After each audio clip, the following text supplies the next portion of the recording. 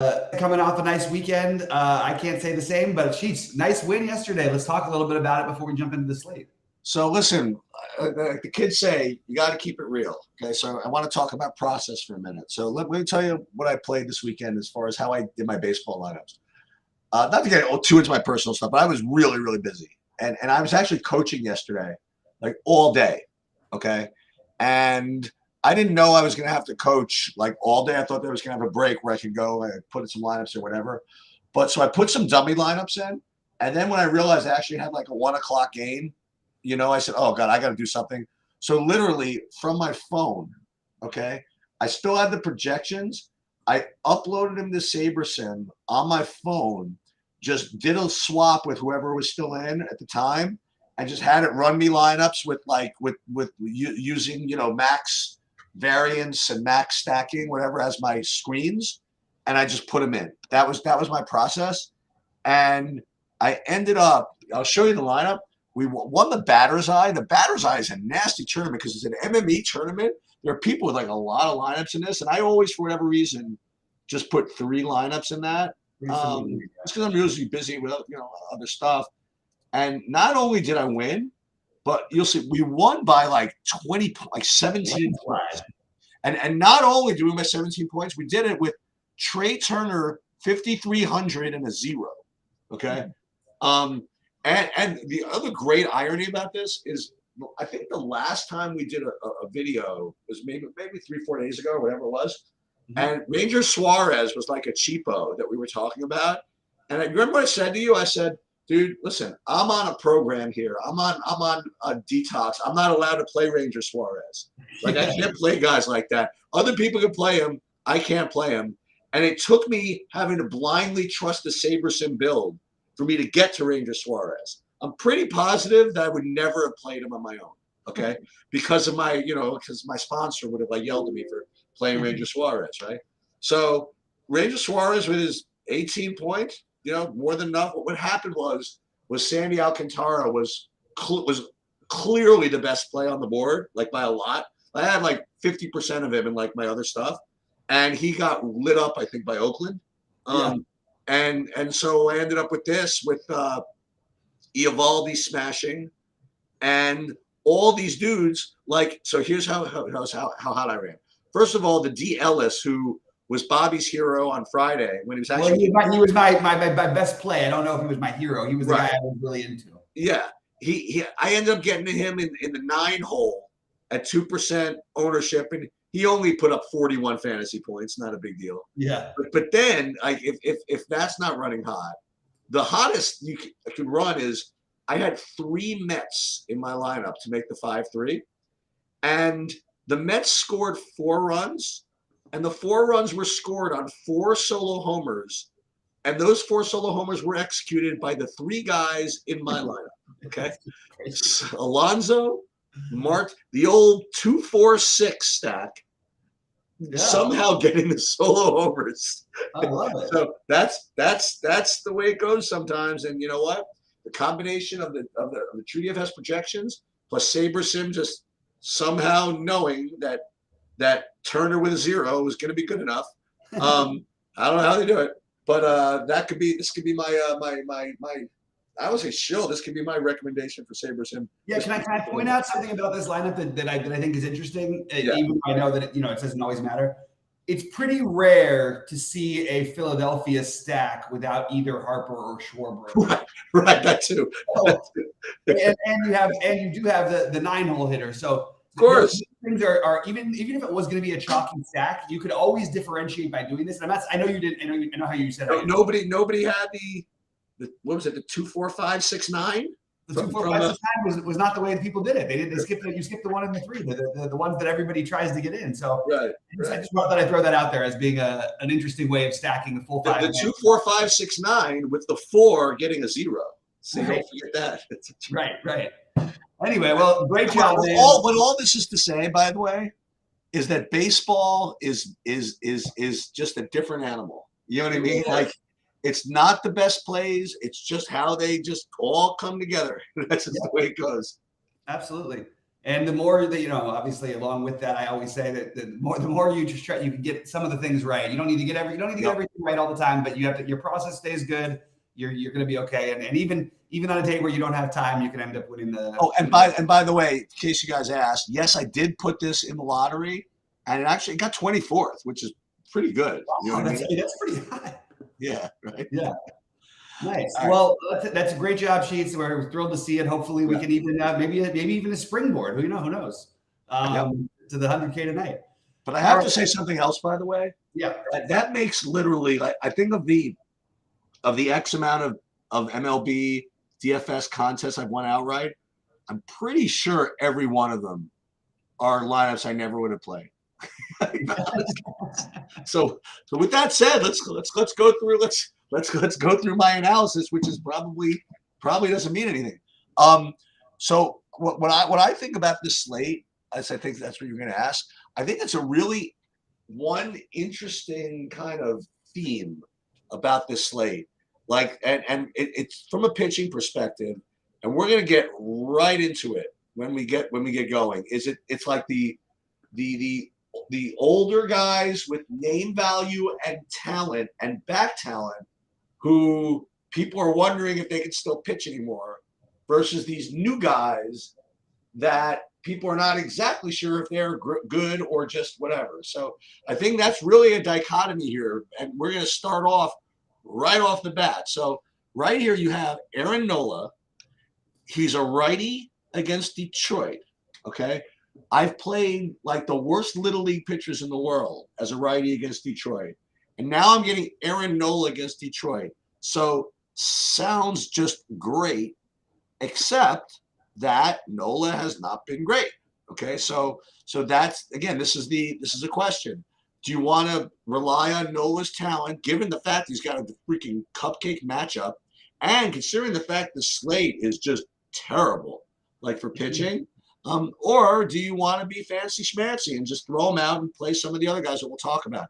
I personally think that you're just supposed to play Nola, but that's my initial take. Now, the other thing about this game I will tell you is that I do have Philly as my number one, or at least close to it. I have 5 stacks on both sides, but I have Philly as a top option on both of them. So Philly, Nola, Philly correlation, and all of it. Yeah, so I agree with a lot of the things you said. Like, I actually think that is the right thing to do. And we all know Nola's career struggles have always, he's one of the best guys against righties, like in baseball. It's always been a little bit of a lefty issue. This year, he's, the home runs have sort of gotten him a little bit more than we have in the past. I think he's given up home runs in his last 9 starts. But you only have 3 lefties for Detroit, and none of them are particularly good. And they all strike out. And Nola hasn't been right. He does have the leash we love. If he's going well, he can go on forever. He seems to be getting hit around that 5th inning every time. I still think tonight, without it being a full slate, with the lack of talent at the very, very top, I do think that he's a really strong option. I was a little surprised to see that Philadelphia's projected run total wasn't a little bit higher tonight. It just sort of caught me off guard a little bit. I thought they were going to be well in the 5s and one of the most popular and all that stuff. I'm not one of those popular, but yeah, I mean, maybe even the most popular, which they're still going to have some ownership. But what I would say is it's going to depend on how their lineup shakes out. Your star, Drew Ellis, he might. I thought it was Dale Ellis. Okay, no. Drew may end up batting like 6th. I mean, this guy has hit like a home run every other game on average since going back to the minors this year. If he's getting expensive, what is he, 2K, right? He's 2K. So, and he got his first 2 in the major leagues yesterday. So I'm in on his first 2 this season. I'm in on continuing to play the guy who's just ripping the cover off the ball. But I am curious how the lineup shakes out. I personally, the one way you're not going to get different, but like the best way to get different with a stack would be playing Brandon Marsh. I think Drew Ellis will end up being popular by the end of the day, but I would say him if he's the bottom of the order. But I like the idea of playing the lefties. I don't think people are going to play the lefties here quite as much. So I would say that Schwarber's going to be low owned because nobody likes to play him against lefties. Bryson Stott will be low owned against the lefty and Joey Wentz. So I'm okay. That would be my thing. On top of it, there's 10-mile-an-hour winds blowing in from left field, so not going to affect the left-handed hitters as much as it is the right-handed hitters for power.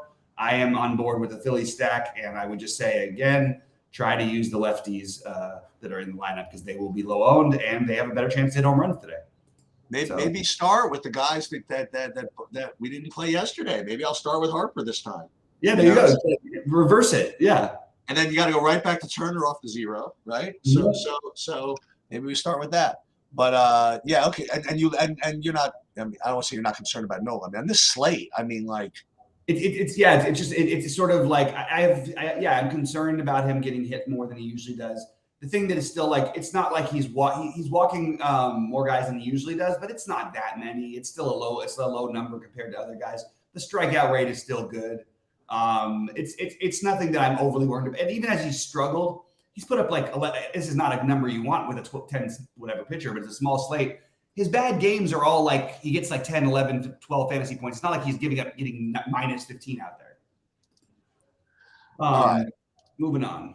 All right. So moving on. So here you have fancy schmancy plays, numbers 1 and 2, as far as I'm concerned. Not ranked 1 and 2, but 2 of them. There's a third. There's 4 actually. But the first one here, I mean, you got both pitchers. So Garrett is, the young guy who, has flashed some upside and he's probably pretty good, He's got I like the negative 15 score here. That wasn't the best. Okay. But then again, if you're going to get like 2, you may as well get negative 17. It doesn't make a difference. Right. So he's showing up as a good, as a good, non-Nola Snell play, right? So that's one of them. And the other one is the freaking leader of the free world, the freaking Mike Mayers. 2 games ago, he was really, really good against Detroit. And they didn't let him that one. They didn't let him finish, right? They didn't let him get through the 5th. And then they started him as a reliever on the 29th, and he's basically pitched a perfect game until the last inning when they finally got to him. The guy's good, and I have to tell you, Miami's a good matchup. And if they do the same thing, they bring him in the 2nd inning. You don't need that much at 6,600. So this is certainly fancy schmancy play. You could use it maybe to pivot off of the 4K guy we'll talk about later if you want.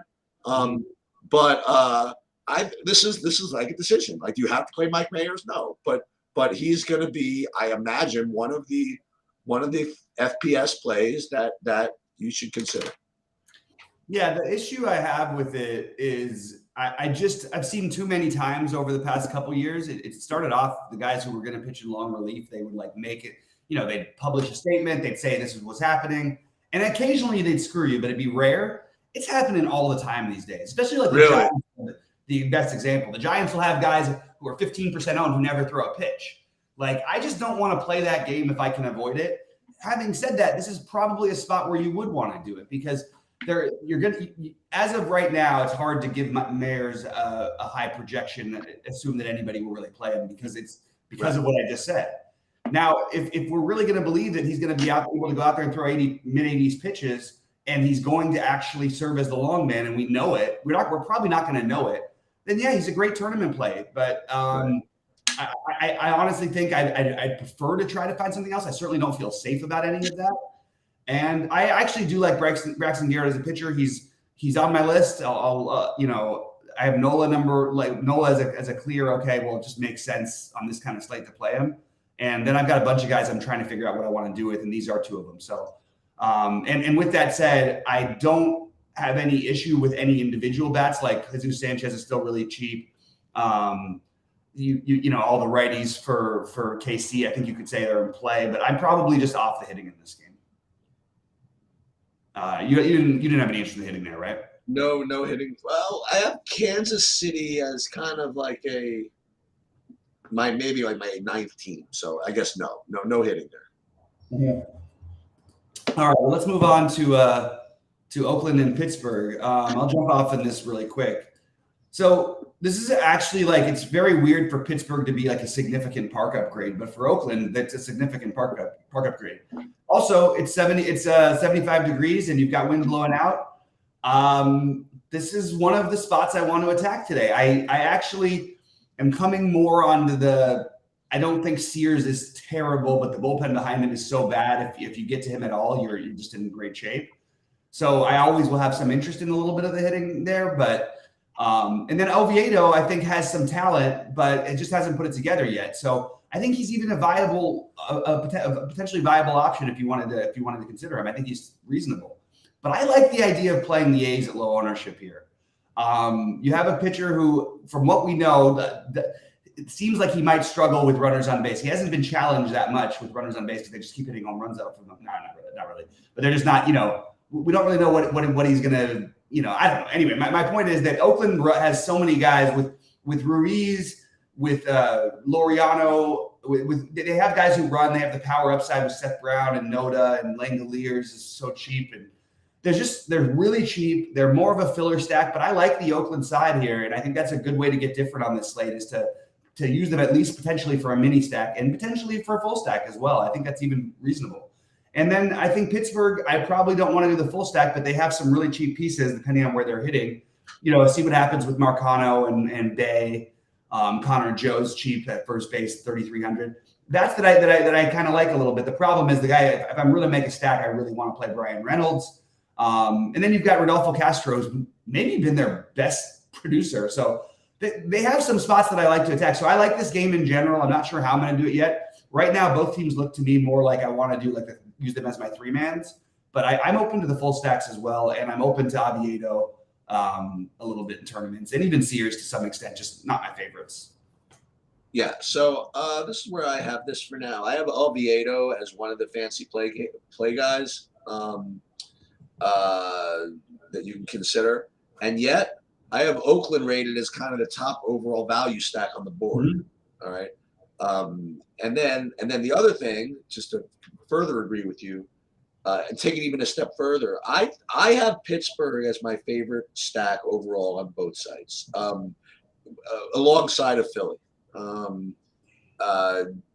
Do I need to play 5-man? Maybe not, but they look really, really good to me. So I like 3 of the 4 sides there. I don't like Sears today. So I like Pittsburgh, I like Oakland, and unfortunately, and I also like Oviedo. Mm-hmm. Yeah, I think we're on the same page here. You want to start the next one off, the Toronto? Yeah, this one is the one that I don't really have. Well, I don't see too much interest in. Okay, so here's the deal. I do have Toronto rated as kind of top, as one of the better plays as far as overall points, but they're not showing up as really good value. So I'm just presuming that they're expensive. I'm just going to look through it. Mostly, but they've got some cheap pieces, but it's weird. They do have some cheap pieces, but and it's not like these guys are 6K. I've seen these guys at near 6K, so it's not really that bad. As far as pitching goes, I think I'm kind of done with Manoah. And if I'm not done with Manoah, I can be done with him against Houston in a good park. So I'm not playing him. I'm not playing Bilac. So that's where I'm at. I see Manoah as maybe my 5th or 6th best pitcher, but I just don't think I'm doing it. So I'll probably end up playing Toronto in lineups where I play cheapos for pitching, and otherwise probably staying away. Yeah, I get it. I get every, there's nothing in the way Manoah's pitched for us to consider him like a top guy at the moment, or even like a reasonable play in the mid 7Ks, which I would have told you that was impossible to start the season. I still believe in the long-term talent that he'll figure it out. I don't know if this is the spot you need to play him to get right. You're going to get him at regardless of who they're playing next time, he's going to be unowned probably unless he, has just a dominant performance against Houston today, because I do think that right idea with a guy like this, if you do believe in the long-term, is to maybe continue to play him even as he struggles just a little bit. You know what I mean? Because he's going to get back on track, in my opinion, at some point. I just think right now it's really hard to bank on him. And like you said, I can use the Houston matchup being tough as a good enough reason to jump off. So he's on my list. Maybe he ends up in a smaller buy-in tournament of mine, just so I keep a little bit of exposure there. But it's certainly not a priority. And I think you can make a really good case for both offenses. I think that the interesting thing is that I'm wondering where Houston gets owned with, because if you took Manoah's name out and you put just Joe Schmo on there and took his numbers from this year, you probably would be talking a lot more about Houston than I think they're being talked about. But it's weird because no one wants to play Manoah, but they don't really want to play Houston that much either. Right. So that's kind of interesting to me. And so is the Toronto side. I think Toronto is in a good spot. I like the way I always say I like there's certain teams that like the way they score runs. I like Toronto and their power. And I think they have a lot of ways you could build that are different. The problem is the only really cheap ones are Kiermaier, who bats ninth, and then Brandon Belt, who you would have to play over on DraftKings. You'd have to play him over Vlad. On FanDuel, maybe it's the kind of thing where you could play both those two together if you wanted to do a stack. I expect them to have some ownership, but not enough to keep me away from them. I have them rated a little bit below the 2 game stacks that I really like in Philly, but them and Philly are really close for me. So I'm very open to them, and they always make for a good complementary stack if they're not a great, full stack, because of the power upside they have at so many different positions. So that 3-man stack, whether it's Bichette, Chapman's, Guerrero mixed in with Merrifield and Varsho, or get 3 of those guys mixed in. I think that this is a good team you should be using in general for your complementary stacks. So yeah, I'm a go ahead on Toronto, but they're not my favorite. You want to start, or do you want me to start with the? Go ahead. Why don't you start it off? Okay.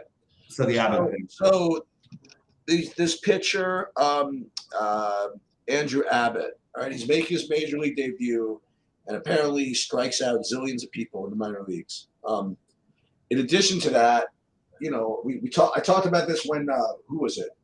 Kikuchi and like other lefties were going against Milwaukee, and it's typically what you want to do is play lefties against Milwaukee.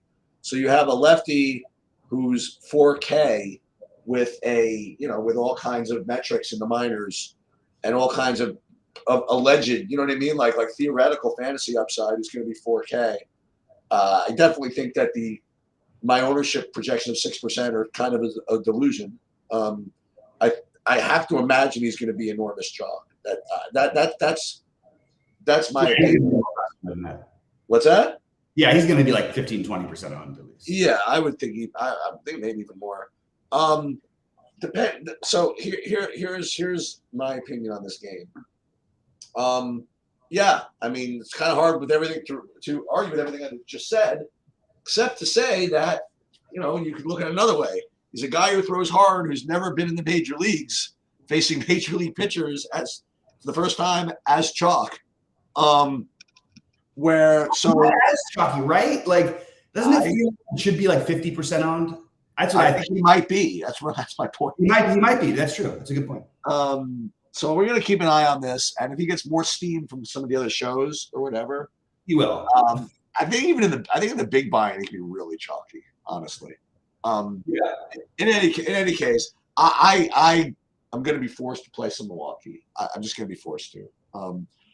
But I want to talk about something else about this game. I think Cincinnati can score 30. Okay, now they can't really score 30 because Milwaukee might have a bullpen. But I think lost in this whole thing is so Julio Teheran was off for like 2 years.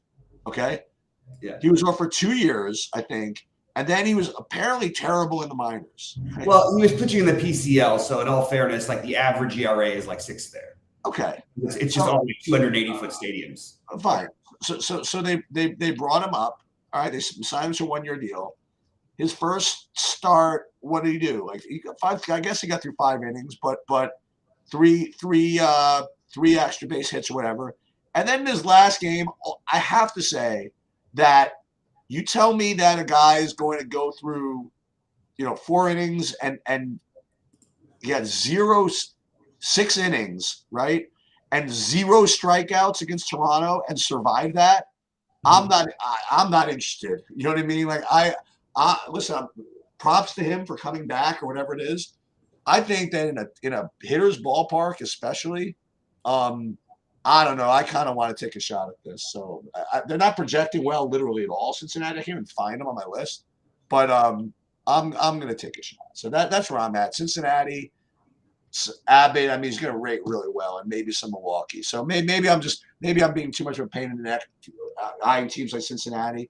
But I don't know. I think they're one of the popular teams. I don't know where the note. I Oh, think really? Oh, I didn't know that. Okay. Yeah. I don't think there's anything revolutionary. Oh, okay. I would be really surprised if they're not like, I don't mean like crazy, but like I don't know, the third most popular team maybe. Oh, I didn't even see them. Okay. Yeah. Maybe not. I mean, it's possible. There's a lot of options. I think there's a lot of hitting options on the slate. I agree with most of everything else you said. Like Abbott right now, I would make my SP2 if I was. I just think that strikeout upside against a team that strikes out all the time against lefties, they haven't seen him before. Yeah. Unless he just weirdly gets wild or something. Like I really think that like at 4K, it's probably the right thing just to play him. And I also think if you're not playing him, you should be stacking and mini stacking and doing all kinds of stuff with Milwaukee guys, because even though they strike out and they struggled, and the weird part is they're going to have some ownership today. But Contreras, unfortunately, you get the weird platoon players everywhere else, whether it's Monasterio playing today after he hit a home run, they pull him in the last game. You're going to have the no longer cheap Owen Miller, who's sometimes playing against righties and sometimes not these days. But I think that there are definitely pieces you'd want if you're not going to play Abbott. I will probably be playing some Abbott, and I will probably play some Milwaukee bats. I will definitely be playing some KC bats. I'm sorry, some Cincinnati bats. I'm not going to buy it with Tehran. What I would worry about a little bit is he's not walking anybody going back for a ways now. He didn't used to either. So he would have to occasionally really, like against a good team, just get blown up with walks. But mostly it doesn't seem to have any control issues at all. That's something you really don't want when you're stacking a team. Is you want to make sure you have guys. You want to make sure you have at least 3 walks expected from your lineup, because you need to keep that lineup moving along. So I like Cincinnati, but I feel like I'm saying this about everybody today. It doesn't feel as good to me for the 5-man stacks, and mostly it's just because they don't have that many really good hitters. And the ones that are there, like Jake Fraley, shouldn't be 4,800 as a hitter overall. Jonathan India is legitimately really a good hitter, but Kevin Newman leading off. I mean, who are we super excited about? Their power bat is Senzel. He's down at the bottom of the order. Friedel's still playing. What's that? Friedel's not bad. I don't think Friedel would play today. He only plays lefties, I believe. Oh, okay. So I don't know. And that's another thing, is they have 4 guys who are going to be platoons. So there's the downside for the Cincinnati thing. But I also, having said all of it, Cincinnati, Milwaukee, and Oakland, Pittsburgh are, I think, where this slate, for me at least, are going to be won, because I'm going to have different pitching and hitting on those games that are probably going to determine my results then. So, I mean, the more I'm thinking about this, I mean, like, I didn't even realize Cincinnati was going to be popular.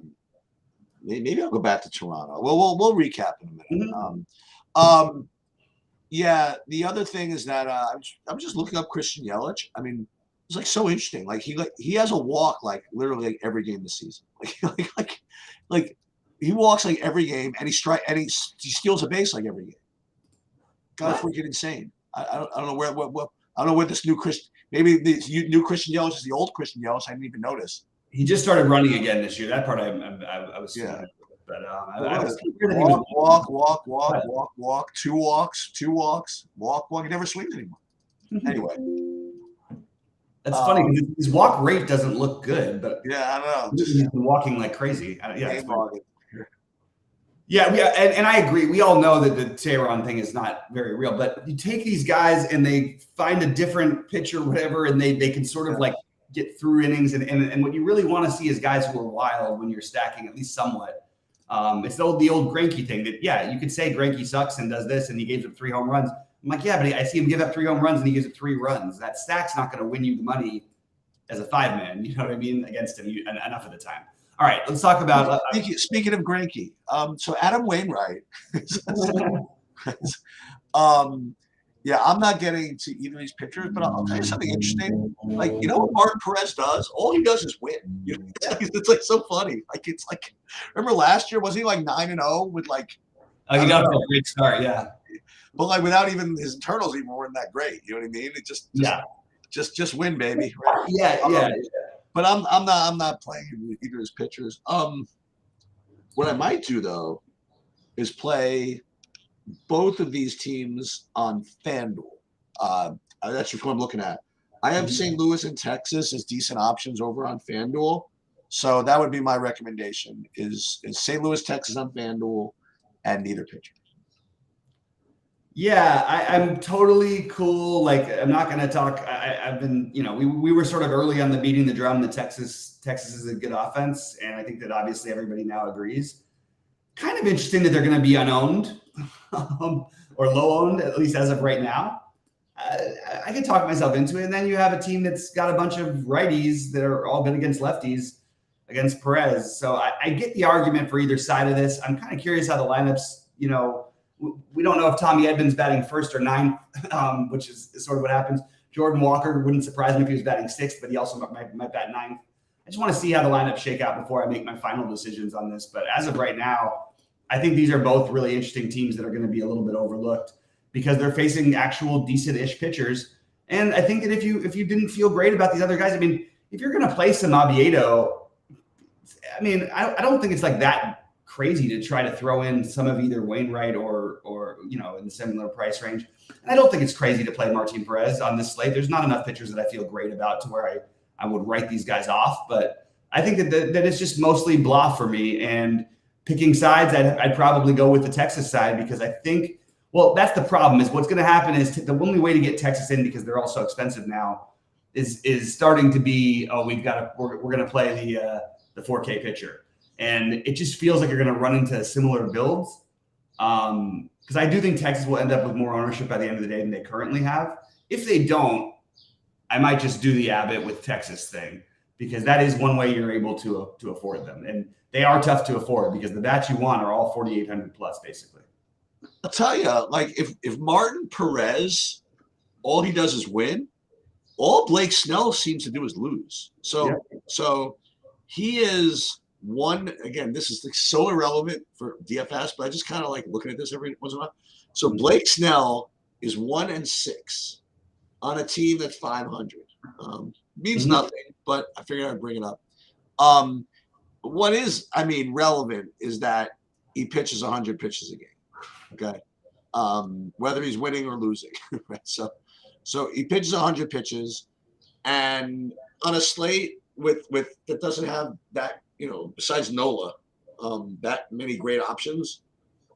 Getting 100 pitches from Blake Snell is probably something I kind of want to do. So it's again, you could play Nola, Snell, and get away with it really easily, considering you have Oakland value, Pittsburgh value, Cincinnati value, right? So you could totally do it and not play any of the other stuff.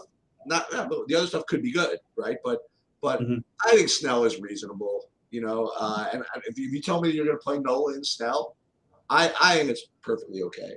And I do have the Padres actually as a good stack from raw points on DraftKings, but not a good value. So I presume that it's, again, the same story. I presume they're just kind of expensive. Yeah, they are. Yes, that's why. And that's pretty much what I got. Again, so Snell and Nola, who's pitching well? Neither of them particularly, but the slate is not exactly the greatest. So I don't think I'm going to do this because of my hand building and all these things. If I was entering tonight, I would have like 20% in the lottery of Cub stacks. I actually think that's like you want to get like zero ownership on a team that has been the fourth best offense in baseball against a pitcher who has control issues. And yeah, he may throw 100 pitches every time. He rarely makes it to the sixth inning. He's done it 3 out of his last. He's actually started doing it more, but he went first 6 starts of the season. I don't think he made it into the sixth once. And he gives up home runs and stolen bases. So I actually think that the really super sneaky team is Chicago tonight, and I think that that's something that I'm considering whether I need to get that far off the board because there's enough good options to where you should be able to find other stuff. But I like the idea of trying to target Snell. I actually where I'm not pitching him, I'm going to play some Snell tonight without a doubt. I don't feel amazing about it, but I do. I do like the idea of getting some of the Cub stacks in there as well. I have Snell would be the third guy I would talk about for cash, which feels weird, but I'd have it Nola, Abbott, Snell, and feel pretty comfortable with those three. And then I'd be mixing in pieces with Oviedo, Myers, Garrett, and Manoah potentially. But I like the idea of getting some Chicago here, and I have no problem with San Diego. I just think if I was going to spend up all the way, I probably would rather play Texas than San Diego. Also, like the long-term numbers for Hendricks are always tricky to figure out because like he's a guy who just doesn't give up power for most of his career and hasn't given up a home run yet this year. Feels like we sometimes forget that and we just look at, oh, this guy gave up runs or, oh, this guy can't get strikeouts, so we're going to play. It's a little different. There are some guys who can keep the ball on the ground and get, whatever, and they're not as much fun to stack against. I'm okay with the San Diego stack. Their lineup is better than it was a week ago, but I have them a little further back. I do think the Cubs as a really low-owned stack are definitely interesting to me on this. You like a build like this? Something like that. Like, yeah, I mean, yeah, I think that I think it makes enough sense. And then you could, fill it out with the chalk where else. I just don't think anyone's doing this. And again, it's going to be further down the road, further down the line in terms of priorities for me. So I don't know how much of it I get to, but I'm going to have to play some of it. And I just don't think they're getting owned enough. You still need to get like $100,000 back from Patrick Wisdom. Yeah, more than that, maybe.